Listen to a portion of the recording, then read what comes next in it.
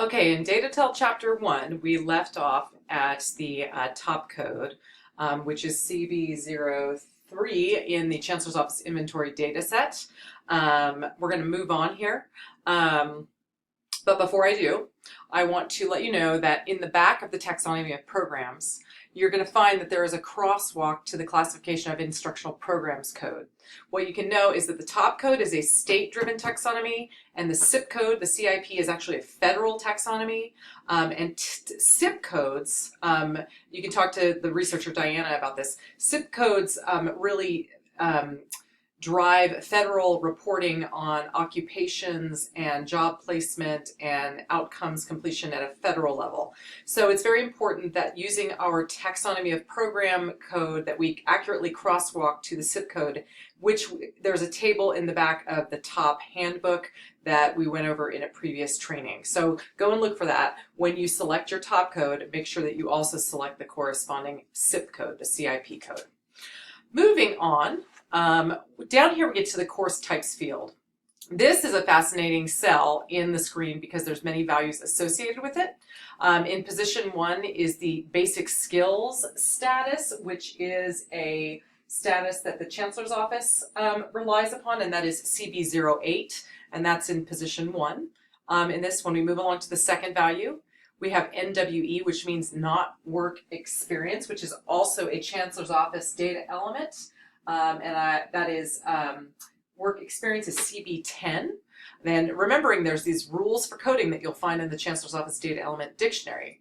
In position 3, we have that it is a Y, not applicable credit course. The values above this are those values that would be selected for credit courses A through J that you can only use if it's a non-credit course, which would correspond to what you put into this value here. In this case, since this is a credit course, you're going to say it is not applicable because it's credit as opposed to non-credit. Sorry if I'm repeating myself as I go through here. This is a great little field down below. Oh, I'm sorry, I'm going to go back to here. The next value that you're going to see put in here is B2.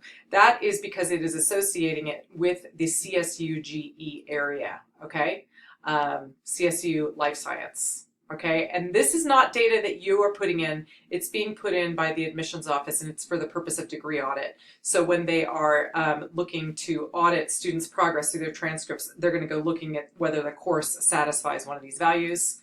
And so the next one in line is also B3, and then 5B, this is the IGETC value list, the IGETC General Education Breadth.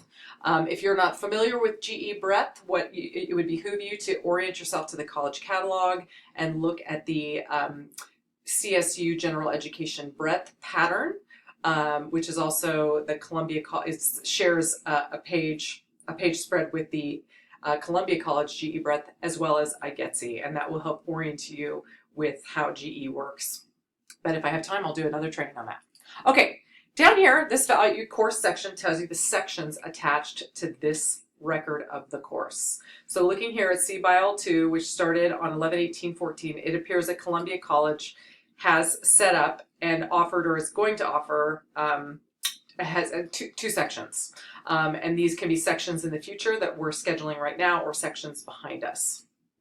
So I am going to wrap up this particular video before I move on to these subscreens, which we'll drill into in later videos.